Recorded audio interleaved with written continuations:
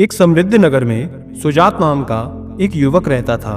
वह अत्यंत बुद्धिमान और कुशल था, परंतु उसका सबसे बड़ा दोष था उसका अहंकार। सुजात को अपनी बुद्धि और कौशल पर बहुत गर्व था और वो दूसरों को तुच्छ समझता था।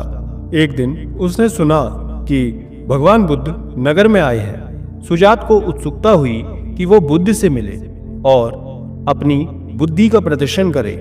सुजात बुद्ध के पास गया और उनसे वाद विवाद करने लगा। उसने बुद्ध से कठिन प्रश्न पूछे और अपनी तर्क शक्ति से उन्हें प्रभावित करने का प्रयास किया। बुद्ध शांत भाव से उसकी बातें सुनते रहे और धैर्यपूर्वक उसके प्रश्नों का उत्तर देते रहे। सुजात को लगा कि उसने बुद्ध को पराजित कर दिया है। जब सुजात का वाद विवाद समाप्त हुआ तो बुद्ध ने उसे एक दर्पण दिखाया। उन्होंने कहा, सुजात, इस दर्पण में देखो। सुजात ने दर्पण में देखा, लेकिन उसे अपना प्रतिबिंब दिखाई नहीं दिया।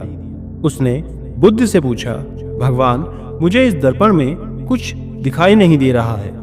बुद्ध ने कहा, यह दर्पण अहंकार का दर्पण है। जब तक तुम्हारे मन में यह अहंकार है, तब तक तुम्हें सच्चाई दिखाई नहीं देगी।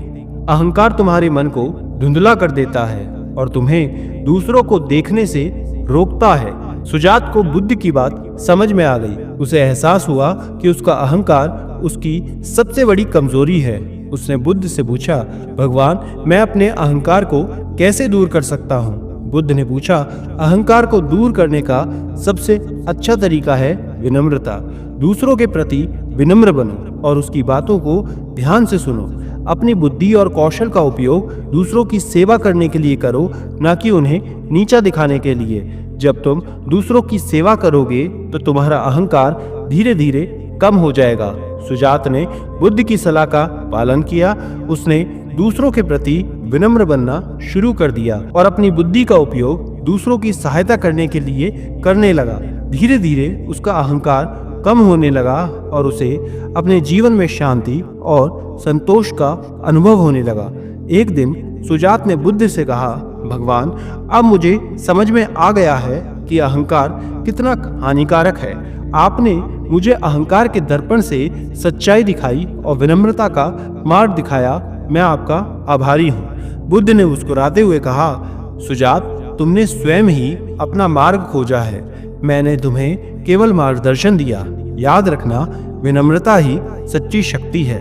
दोस्तों, आप भी इस बात को हमेशा ध्यान रखें और रोज नई कहानी के लिए चैनल को सब्सक्राइब करके कमेंट में लिखें नमो बुद्धाय। धन्यवाद।